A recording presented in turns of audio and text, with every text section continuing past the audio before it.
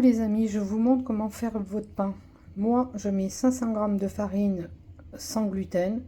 Je mets 8 g de sel. Vous voyez la balance, c'est 508 avec le sel. Après, je vais insérer de la levure de boulangerie, un sachet.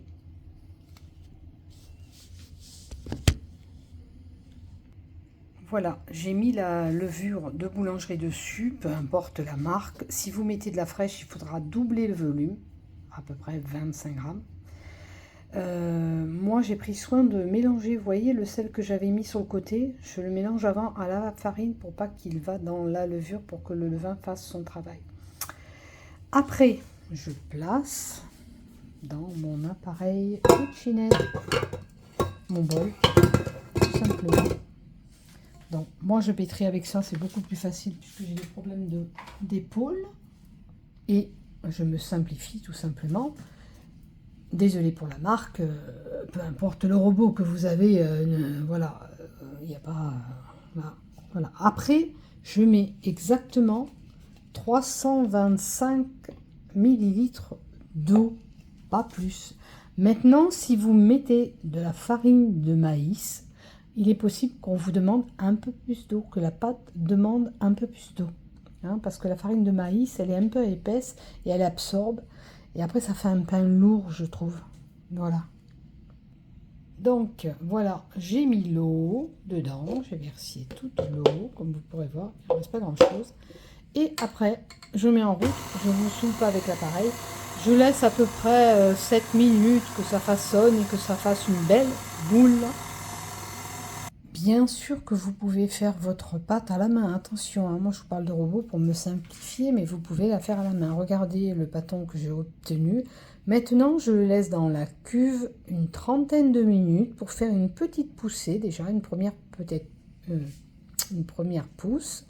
Et après, on façonnera le pain qu'on laissera encore développer avant de le mettre au four. Si vous avez envie, dans cette pâte, vous pouvez insérer des petites graines de céréales, c'est-à-dire du tournesol. Vous pouvez aussi mettre un peu de noix, selon vos goûts, vos envies. Moi, je change le pain. De temps en temps, je mets du tournesol. De temps en temps, je mets des morceaux de noix qui donnent un goût dans votre pain. Et puis, ça vous permet de changer. Et regardez. Là, j'ai des graines de courge, ben, je vais les mettre avec vous. J'ai des graines de courge, peu importe la marque aussi. Hein. Moi, c'est dans mon magasin bio que je trouve celle-là. Et je mets comme ça un petit peu de graines.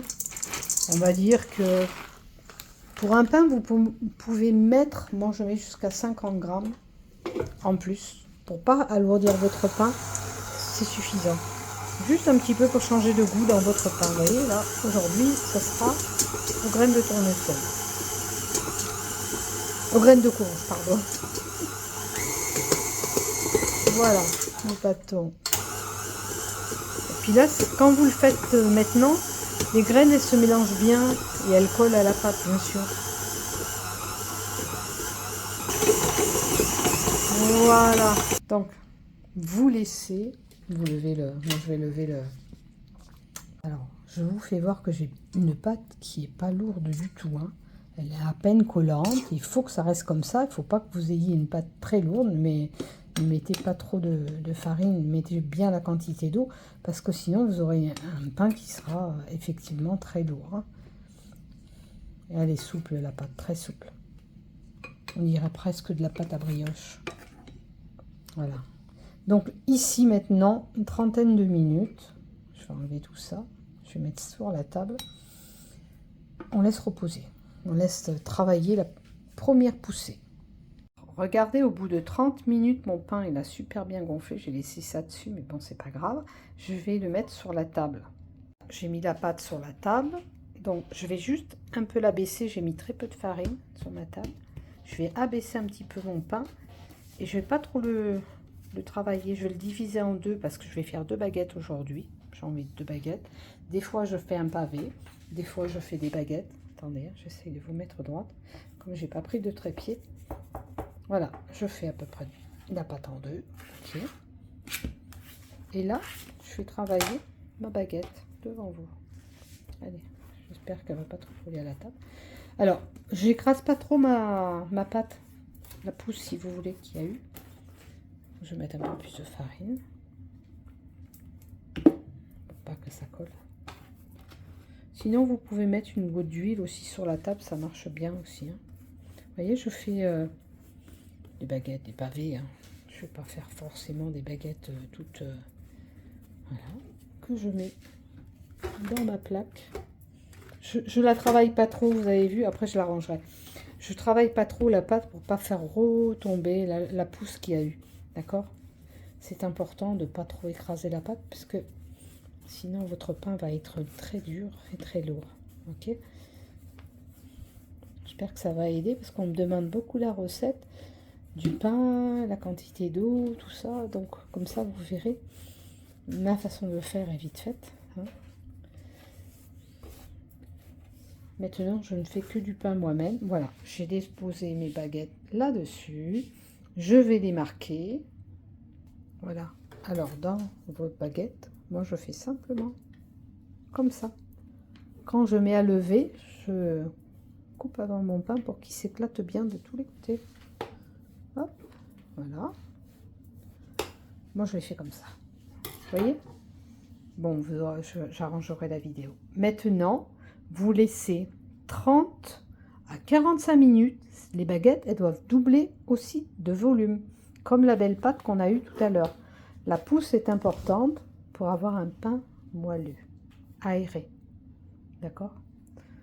Donc voilà, on se revoit tout à l'heure et on va mettre ces baguettes au four 200 degrés. Si votre four chauffe un peu trop, vous pouvez mettre 190. Alors moi, je vais les couvrir, mes baguettes, et les laisser reposer 30 à 45 minutes. Enfourner les baguettes dans le four. Alors, regardez dans le four, je mets un bol avec de l'eau.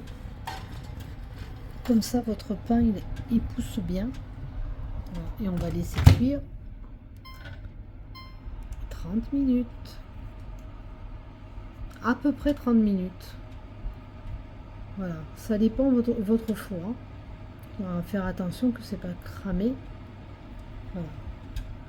Et on est OK, 30 minutes. Des fois 25 minutes, si le four était chaud, bien chaud avant, que vous l'avez utilisé avant, il se peut que le temps il soit réduit un petit peu. Voilà.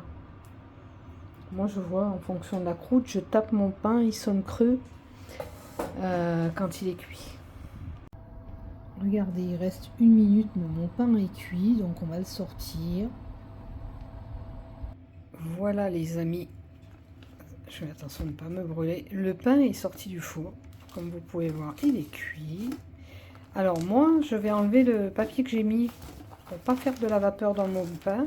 Je le laisse refroidir, voilà, dans la grille. Vous voyez, elles sont belles, elles sont épaisses mes baguettes. Voilà, et vous avez du bon pain. Donc là, c'est farine petite épeautre parce que je suis pas intolérante aux petites épeautres. Il y a très peu de gluten. Et farine de riz complet. Après, vous pouvez faire les mix que vous voulez, sarrasin, enfin, les farines que vous aimez. Voilà, tout simplement. Moi, je fais moite-moite. Là, j'ai mis 500 g de farine, donc j'ai mis 250 g de riz complet et 250 g de petites épautes pour faire 2 belles baguettes. Après, je les coupe en morceaux et je les congèle pour avoir du pain.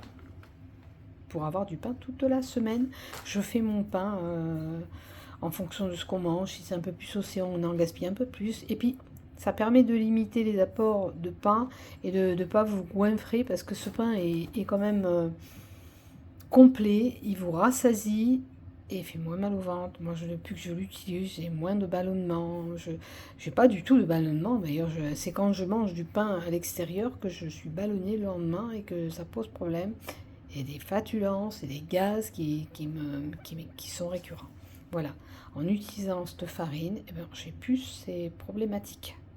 Bisous les amis, je vous souhaite de réussir vos baguettes ou votre pain. Moi des fois je fais un pavé qui me fait des grosses tranches pour le petit déjeuner. Voilà.